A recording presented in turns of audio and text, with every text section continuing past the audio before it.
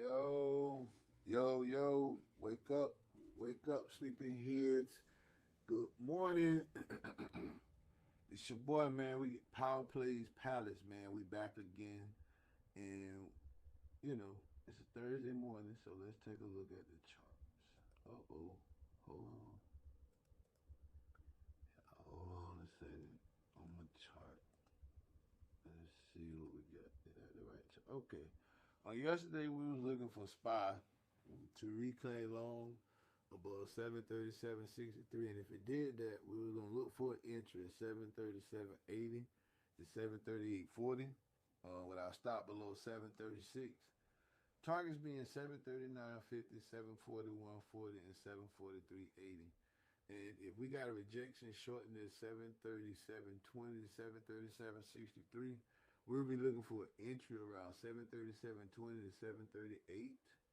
And with the stop above 739.50, with our targets being 735.50, 734.16, and 732.50. And those will be our target areas for the SPY for yesterday. So let's take a look at it. Let's look at the chart.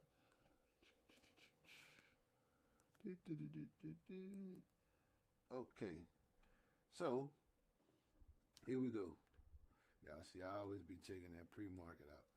So yesterday, this is what went down. Spot opened up here at 735.69, and I consider this consolidation. Because of how it was kind of moving up and down in this little area for about the first 15, 20, 30 minutes of the market. And then we had a brief little push down to 733.89. And then from there, though, we had SPY meticulously worked this way up. And it went all the way up to 741.87. Now the thing is, we were watching this thing and we were seeing these long wicks at the top up here, and I had, of course, I told you about the 21 and the 9, so the 21 over the 9 over the VWAP, but it was coming down. And it looked like it was coming down, and then it got here, and that long wick hit at the bottom, and then that next candle, and that 5 minute candle covered in real ground about $3 because you got the bottom here and then all the way up to the wick, and it came back and retreated a little bit, but after that it kind of worked this way up, man, and that was something, man, because you could have got in there, but in terms of what we had on the chart, if you just went off the chart, you would have had to get in somewhere around 1020, 1025.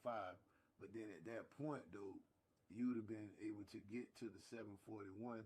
This went on this candle, this candle right here at 11:15, 738, 84, where it opened at, and it went to a high of 741, 741.87, and that candle actually closed at 740. So if you got in on this candle, or on this candle, and rolled that thing up, you could have some nice movement on that candle. It was 385,000 trades in that candle, man. That was nice. The volume on that candle was 385,000. So nice volume candle. But then look what happened. The candle started to get weaker. You had a pullback. It came up. This is a nice little rejection in a reversal candle. And you get a pullback down here to 739. And then from there, like I said, it still meticulously worked this way back up. And it retested that area again. But that retest concluded about 335. And then from there, it just kind of went sideways until the market closed for the regular hours.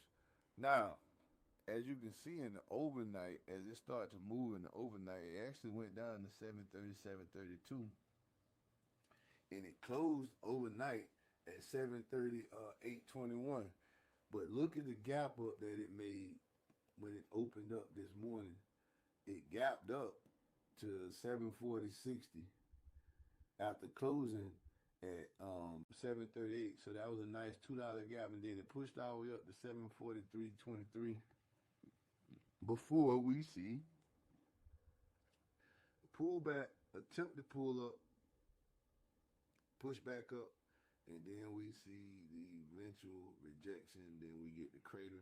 Remember this pre-market, so sometimes what happens is it doesn't take much to really um, get that market to move. So I'm gonna put a field retracement on this and see something.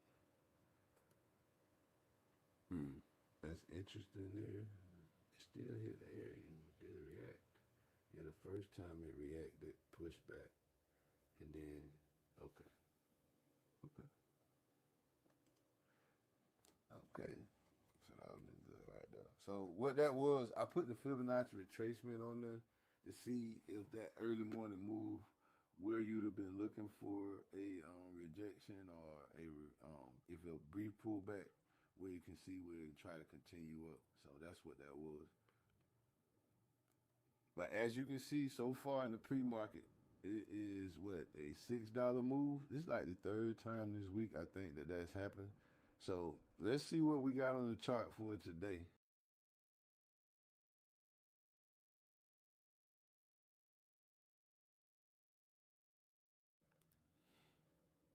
Let's see what we got on the chart for today.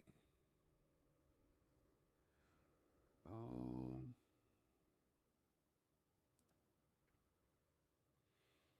all right. So yesterday we had the high of the day yesterday was seven in the 741 area, and what we'll be looking at. Hold on, y'all. Put the wrong chart out though. Give me a second.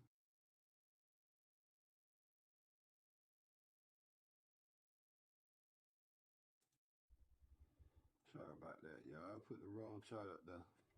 So yesterday, the pre-market, the high yesterday was 741.87, but the pre-market this morning is 743.22. So what I'll be looking at if for a breakout long at 743.22 and an entry at 743.40 and 744.20. That'll be the entry area with a stop below 741.20. Targets is 745, 748, and 751. That 745 is at 745.50. But looking at how the charts look, if I was trading it on that, yeah, I probably would put that there, but I would definitely probably have 745 as one of my targets because the psychological areas are key. But on the put side, if we get a rejection short on that momentum, if it pushes up to 743 area and it can't break through, the 742 to 750, 742.50 to 743.22 area, if it gets into that area and it starts to stall like smaller candles, or you start to see a lot of red candles or wicks at the top, that's what we're talking about.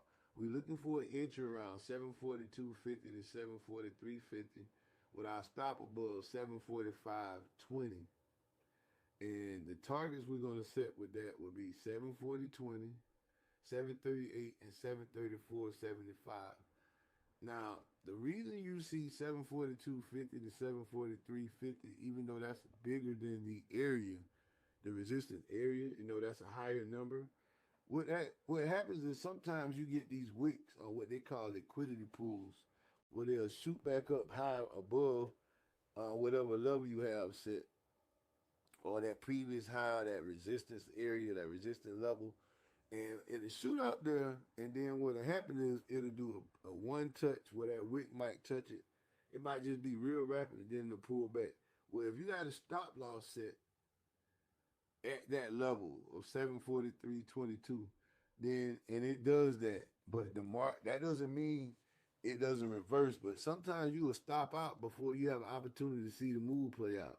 So you have to leave yourself a little wiggle room in there. And that's what that is all about. So that's what those are our levels for today. I want you to stay disciplined, and I want you to play based off the levels, man. Spy can make some crazy changes, swing, so we want to work on that. So let's do that today. Stay disciplined and make your trades with confidence. But that's how I move for the day, man. It's Power Plays Palace. These are our trades. We're over at Power Plays Discord if you want to join us. But in the meantime, get your trade on. We out.